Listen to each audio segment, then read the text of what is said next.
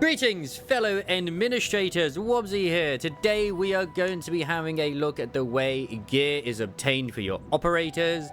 And do not stress or worry, it is not like the regular relic systems in every other game that exists out there. You don't need to worry about any form of RNG, spending your sanity. Everything costs just the Valley stock bills, as well as also the materials you require to actually craft them. Without further ado, let me show you. So right, at least on PC, because I am playing on PC, you hit tab, whatever it is to go between the AIC or the exploring options. Hit like L right there. You can do this as you're out and about as well. You don't need to worry about doing it in specific areas. As long as you have the materials in your, your bank or whatever, then you can do it. Every time that you rank up in the game as well with your operator, rank, whatever it is you're going to call it, it will pretty much give you another blueprint that you can use. The issue I have at the moment that I think is a massive problem, it might just be that the rate of XP is like accelerated.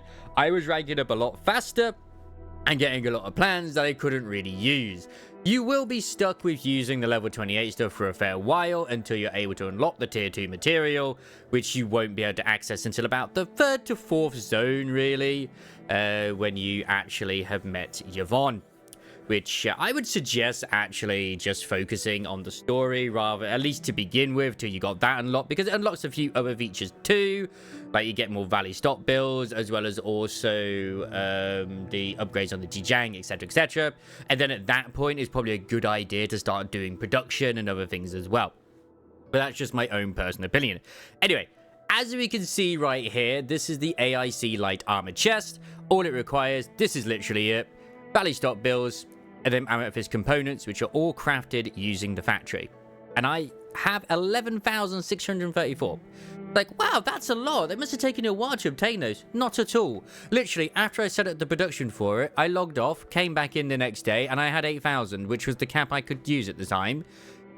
It was that crazy. Gaining gear in this is insanely easy and straightforward, and I'm very thankful for it, because that just means you can have more fun instead doing other things. You don't need to worry about, at least at the moment, I cannot speak for endgame. Maybe there is a bit of RNG and stats when it comes to gear. I do not know for sure. There could be. But at least early on, like here in the first tier, as well as also the second tier, and even the third tier, there isn't random stats which are involved. They are literally what you get when you craft the item itself. So every one of these chest pieces I make, which it is a level 50 chest piece, will give me the strength, the will, it's obviously the defense, and the HP percentage as well as the set bonus. Every single piece I craft will do that.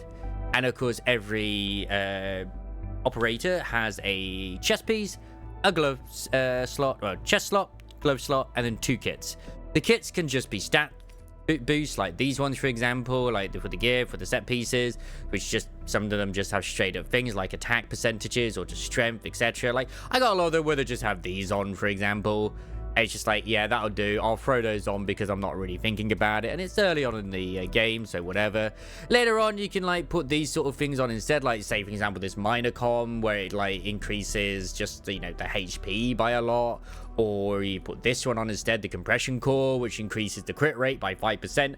But yeah, you don't have to do that, but you can if you want to. The option is there for you to do it, and you don't need to stress over like farming the same place over and over and over and over to get the actual gear that you want, because you will be progressing through the game. As you gain more levels, you'll gain more blueprints, which if it's going to be the same upon live, that's great, so you don't need to stress over that. And every operator pretty much has a set they could probably do with, depending on what their main stat is and their substat. There's like plenty of like armor pieces that have what you would require. Like for example, here's intelligence and agility. That one's strength and will. In these ones, you've got like strength and intellect, strength and will again, etc, will and agility. So you can gear them up as you really want to. And there may be some set pieces you're not like, oh man, that's not going to do very well, but you don't have to go for the set bonuses. You can just sort of avoid it. So that's all it is. So build up your base, make sure production is flowing. Once you're at cap, maybe swap out what you're actually doing in there.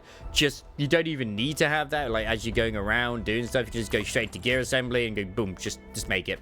Like, I'm not even in the factory at the moment and I can still do them. And if I go into the factory, it'll be the same. But I have access to my my backlog of like materials, but I'm pretty sure even when I'm over here, I still have access to my backlog of materials. So let me just do that. Yeah, I still have whatever I have in my banks, or my stash, should I say. So yeah, that's basically the gear assembly. I don't know what else I can say, apart from banzai for not having a freaking relic system. Thank you, Griffline. That's absolutely fantastic. And if you like that video, if you like this video, don't forget to like, comment, subscribe. Check us out on twitch.tv/Wobsy, where we'll be checking out way more Endfield content, especially upon release. I'm probably still enjoying the beta as we speak. And yeah, take care of yourselves. I'll see you on Talos 2 when it actually goes live. Ta-ta for now.